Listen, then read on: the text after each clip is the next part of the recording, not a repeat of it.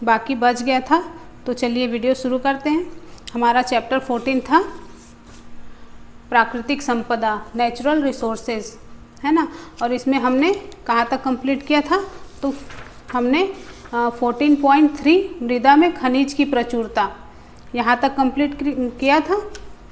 आज हम देखेंगे 14.4 जैव रासायनिक चक्रण।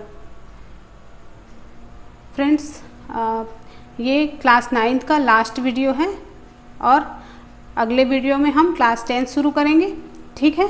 तो चलिए ये वीडियो शुरू करते हैं। हमारा 14.4 है जैव रासायनिक चक्रण।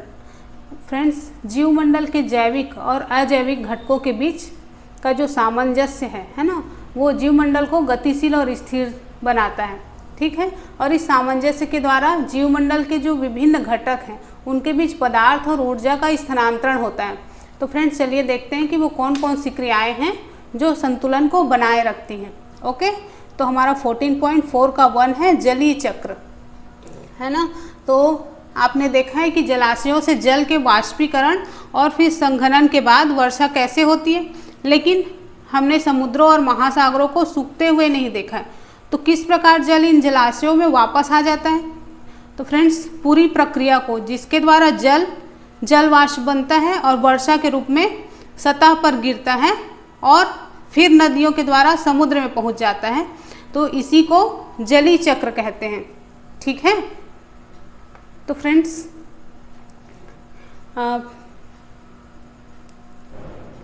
ये चक्र जितना कि आपको आसान लग रहा है उतना आसान है नहीं, है ना। जैसा कि हमने ये पढ़ा, ये लाइन पढ़ा, उससे हमको लगता है तो वो सारा जल जो पृथ्वी पर गिरता है वो तुरंत समुद्र में नहीं चला जाता, ठीक है।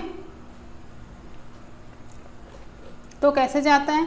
तो इनमें से कुछ मृदा के अंदर चला जाता है, कुछ भूजल का हिस्सा बन जाता है, कुछ भूजल जो है झरनों के द्वारा सतह पर आ जाता है, या हम इसे अपने अपने यूज़ में ले लेते हैं, अपने व्यवहार में ले लेते हैं, है ना।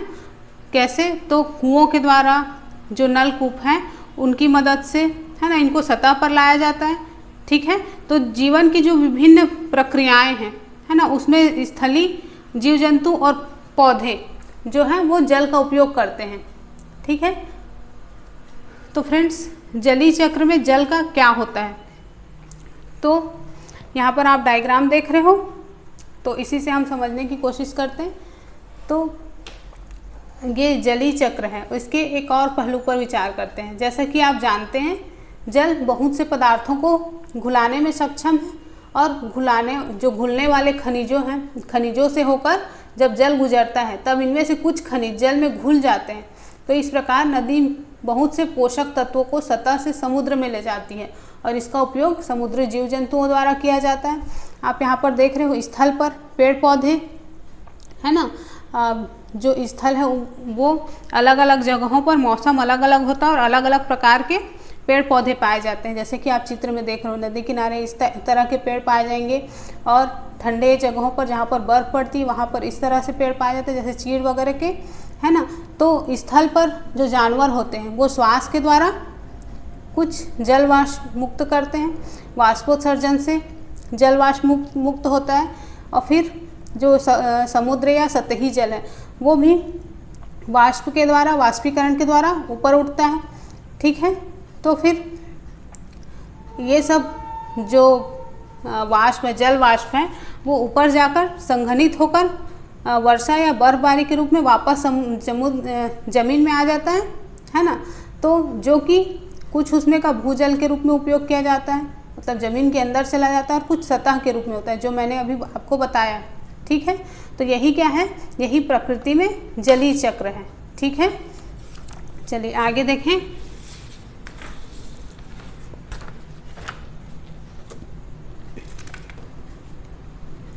का 14.4 का 2 नाइट्रोजन चक्र। फ्रेंड्स, हमारे वायुमंडल का 78% भाग नाइट्रोजन गैस से बना हुआ है ना।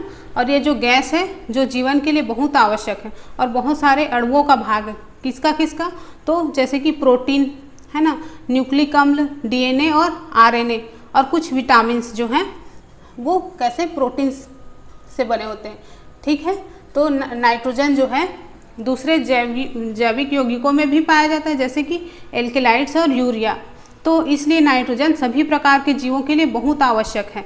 ओके, सभी जीव जो वायुमंडल में उपस्थित नाइट्रोजन गैस के प्रत्यक्ष उपयोग से जीवन को अपने सरल बनाते हैं, लेकिन कुछ प्रकार के बैक्टीरिया को छोड़कर दूसरे जीव है ना, जो निष्क्रिय नाइट्रोजन परमाणुओं को नाइट्रेट्स और नाइट्राइड जैसे दूसरे आवश्यक अणुओं में बदलने में सक्षम नहीं है।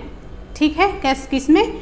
नाइट्रेट्स और नाइट्राइड्स। ओके, तो नाइट्रोजन स्थिरीकरण आपने पढ़ा है पिछले चैप्टर्स में।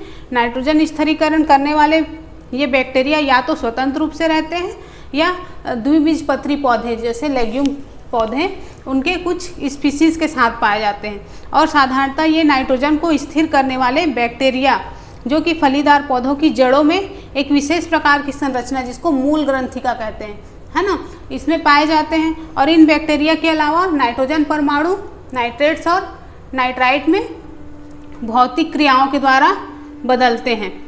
ठीक है, बिजली चमकने के समय वायु में पैदा हुआ उच्च ताप और दाब नाइट्रोजन के ऑक्साइड में बदल देता है। ठीक है, ये ऑक्साइड जल में घुलकर नाइट्रिक और नाइट्रस अम्ल बनाते हैं। ठीक है, और वर्षा के साथ भूमि की सतह पर गिरते हैं। तब इसका उपयोग विभिन्न प्रकार के जो जीव जंतु हैं उनके द्वारा किया जाता है। ठीक है, अब नाइट्रोजन जो है संयोजी अणु बनाने में प्रयुक्त होने वाले रूपों के निर्माण के पश्चात नाइट्रोजन का क्या होता है। तो सामान्यतः जो पौधे हैं वो नाइट्रेट्स और नाइट्राइट्स को ग्रहण करते हैं और उन्हें अमीनो अम्ल में बदल देते हैं। किसमें? अमीनो अम्ल में, जिनका उपयोग प्रोटीन बनाने में होता है। ओके, तो कुछ दूसरे जैव रासायनिक विकल्प हैं जिनका उपयोग नाइट्रोजन वाले दूसरे जटिल यौगिक को बनाने में होता है। और इन प्रोटीनों और दूसरे जटिल यौगिकों का प्रयोग जंतुओं द्वारा किया जाता है। जब जंतु या पौधे की मृत्यु हो जाती है तो मिट्टी में मौजूद जो बैक्टीरिया हैं वो विभिन्न यौगिक में उपस्थित नाइट्रोजन को नाइट्रेट्स और नाइट्राइड्स में बदल देते हैं। ठीक है, और एक अन्य तरह के बैक्टीरिया इस नाइट्रेट्स और नाइट्राइड को नाइट्रोजन तत्व में बदलते हैं। ठीक है, तो इसी प्रकार प्रकृति में एक नाइट्रोजन चक्र होता है जिसमें नाइट्रोजन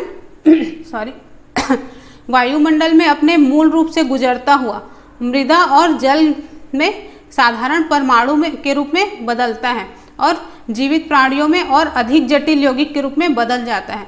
फिर ये साधारण परमाणु के रूप में वायुमंडल में वापस आ जाता है। ठीक है, तो आप इस चक्र के द्वारा, इस नाइट्रोजन चक्र के द्वारा इसको देख सकते हैं। अब यहाँ पर देख रहे हो ये वायुमंडल में जो नाइट्रोजन है वो कुछ नाइट्रोजन स्थिरीकारक जीव जो हैं हरे पौधे है ना, इनके जीव द्रव्य में पाया जाता है। फिर ये पूरा दिख नहीं रहा है, काफ़ी बड़ा हो गया इसलिए। तो ये जो है नाइट्रोजन कहा जाता है, उसका नाइट्रिफिकेशन होता है। फिर वायुमंडलीय और औद्योगिक स्थिरीकरण, फिर उसका नाइट्रिफिकेशन होगा, फिर नाइट्रेट्स में चेंज होगा, फिर उसका डीनाइट्रिफिकेशन होगा और फिर वो वायुमंडल में चला जाएगा, जो मैंने अभी आपको बताया। ठीक है, हरे पेड़ पौधे उनके जीव द्रव्य में भी पाया जाता है और जीव जंतु के जीव द्रव्य में भी पाया जाता है। ठीक है, तो ये चक्र आप देख रहे हैं। सॉरी, ये आपको पूरी तरह से दिखाई नहीं दे रहा है, काफ़ी बड़ा बन गया इसलिए, पर मैंने जो समझाया वो तो समझ में आ गया होगा। ये तो सिर्फ एक रेखा चित्र है उसका, है ना। तो चलिए आगे बढ़ते हैं। अब हम देखेंगे कार्बन चक्र।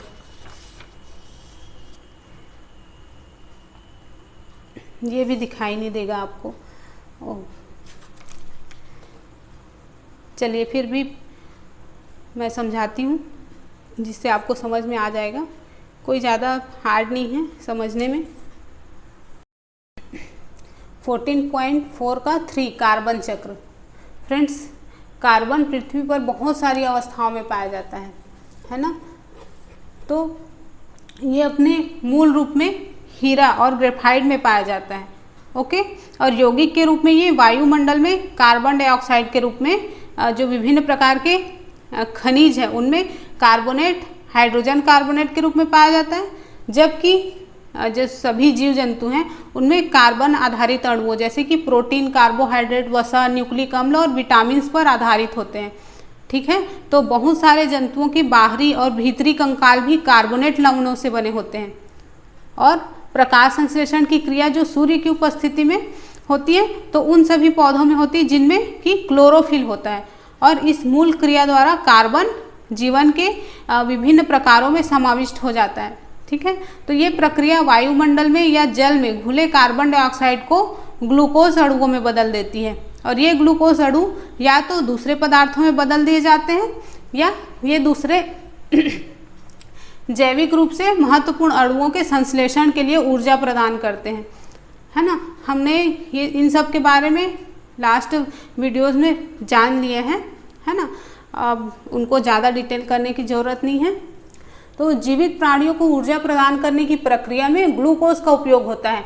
मैं कब से बताते आ रही हूँ उसको। तो श्वसन की क्रिया द्वारा ग्लूकोज को कार्बन डाइऑक्साइड में बदलने के लिए ऑक्सीजन का प्रयोग भी हो सकता है और नहीं भी हो सकता। तो ये कार्बन डाइऑक्साइड वायुमंडल में वापस चली जाती है। ठीक है, और दहन की क्रिया जहाँ ईंधन का उपयोग खाना पकाने, गर्म करने, यातायात और उद्योगों में होता है ना, तो इसके द्वारा वायुमंडल में कार्बन डाइऑक्साइड का प्रवेश होता है। ठीक है, और वास्तव में जब से औद्योगिक क्रांति हुई है और मानव ने बहुत बड़े पैमाने पर जीवाश्म ईंधनों को जलाना शुरू किया है, तब से वायुमंडल में कार्बन डाइऑक्साइड की मात्रा जो है दुगनी हो गई है ना। और जल की तरह कार्बन का भी जो विभिन्न भौतिक एवं जैविक क्रिया है उसके द्वारा पुनर्चक्रण होता है। ठीक है, जिस तरह से जल का चक्रण होता है उसी तरह से कार्बन का भी पुनर्चक्रण होता है। और कौन करता है इसको, किसके द्वारा होता है? मुख्यतः तो पेड़ पौधों के द्वारा होता है ना। इसीलिए बार बार कहा जाता है कि पेड़ पौधे लगाइए। ठीक है, तो चलिए ये आप डायग्राम भी देख लीजिए इसका, जो कार्बन साइकिल है। तो ये वायुमंडल में कार्बन डाइऑक्साइड कार्बनिक यौगिक जो कि पादप हैं, तो उनसे फिर कार्बनिक यौगिक जंतुओं में जाता है।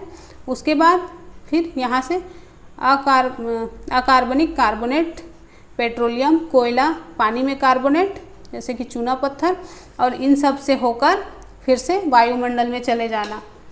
ठीक है, तो चलिए आगे देखते हैं। आपको ये मेरे ख्याल से समझ में आ रहा होगा। नेक्स्ट है हमारा 14.4 का 4 ऑक्सीजन चक्र।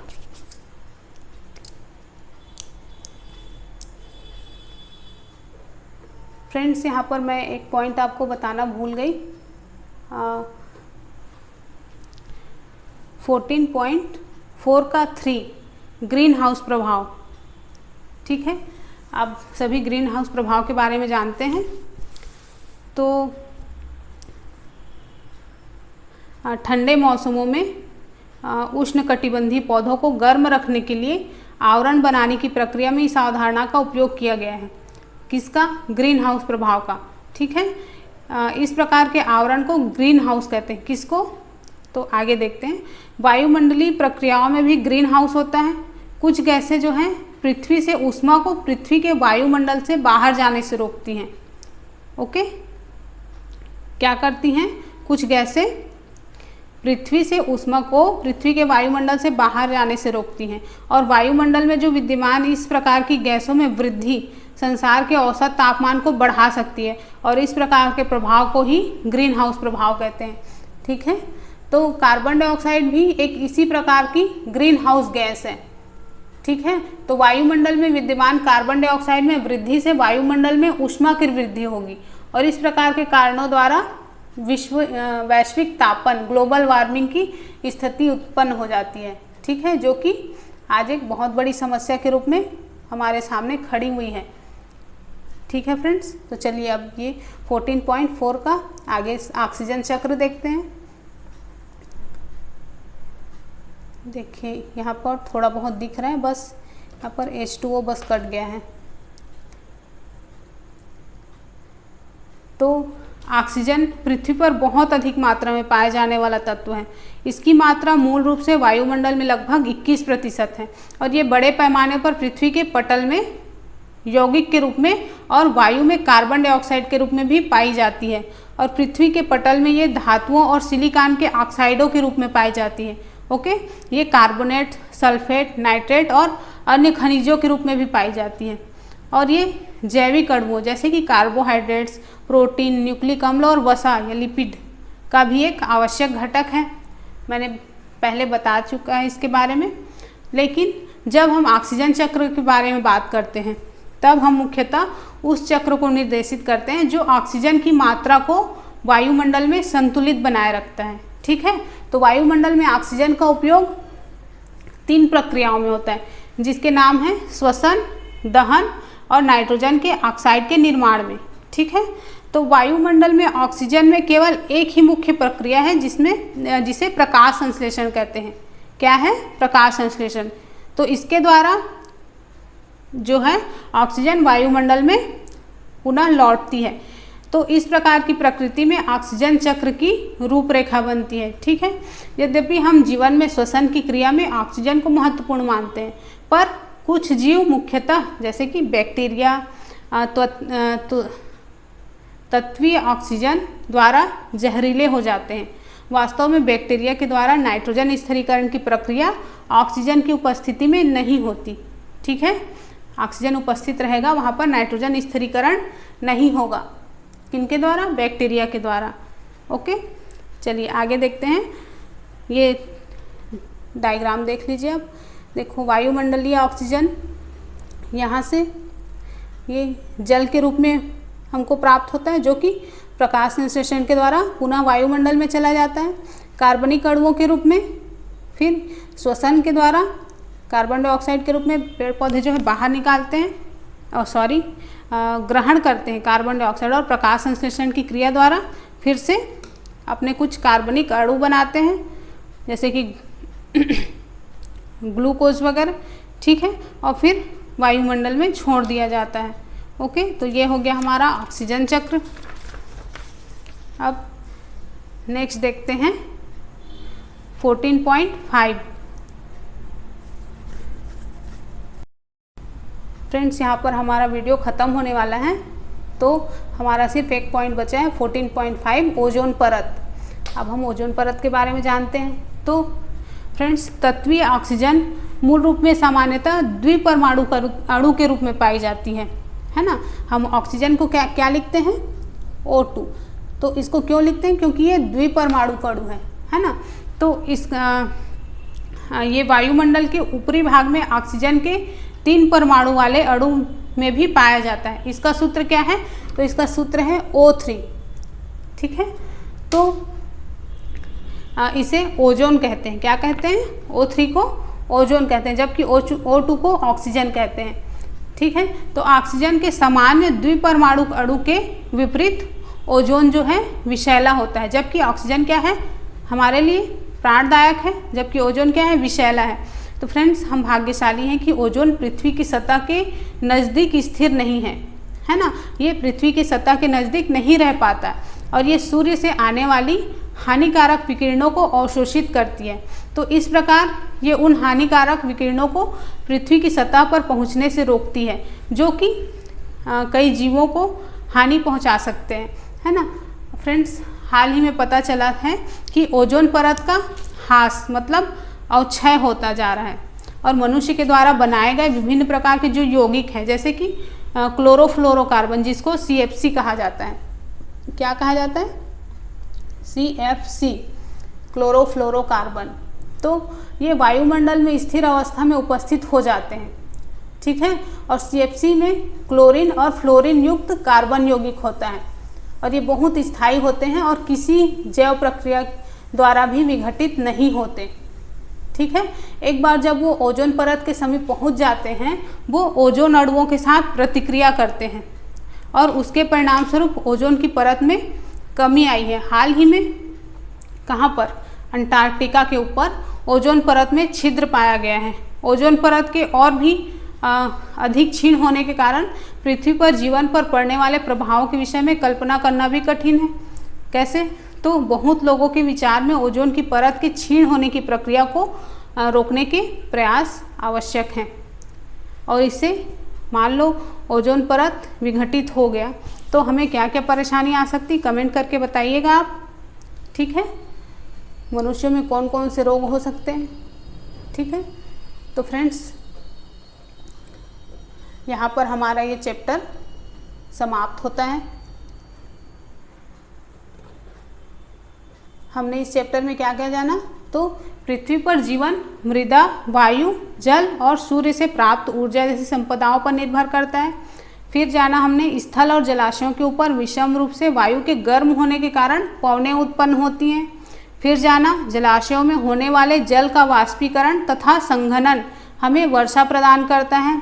फिर हमने देखा कि किसी क्षेत्र में पहले से विद्यमान वायु के रूप में होने वाली वर्षा का पैटर्न निर्भर करता है। ठीक है, फिर विभिन्न प्रकार के पोषक तत्व चक्रीय रूपों से पुनः उपयोग किए जाते हैं, जिसके कारण जैवमंडल के विभिन्न घटकों में एक निश्चित संतुलन स्थापित होता है। कौन कौन से चक्र के द्वारा, जलीय चक्र, नाइट्रोजन चक्र, कार्बन चक्र और ऑक्सीजन चक्र।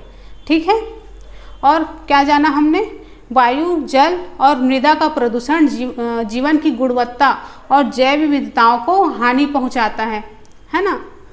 फिर लास्ट पॉइंट क्या है हमारा, कि हमें मतलब पूरे चैप्टर का कंक्लूजन क्या निकला, तो हमें अपनी प्राकृतिक संपदाओं को संरक्षित रखने की आवश्यकता है और उन्हें संपोषणीय रूपों में उपयोग करने की आवश्यकता है। संपोषणीय मतलब नियंत्रित, है ना। ठीक है फ्रेंड्स, तो मतलब इस चैप्टर का कंक्लूजन ये भी निकलता है कि आप वृक्षारोपण करिए।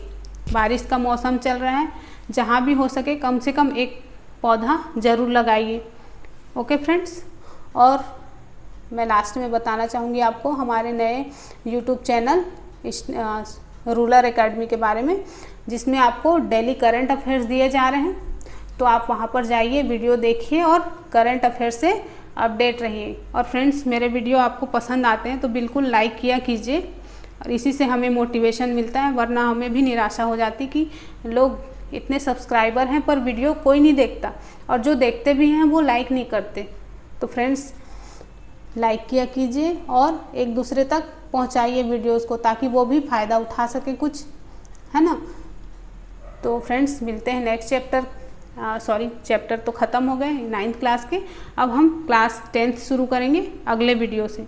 ठीक है, ओके, बाय बाय।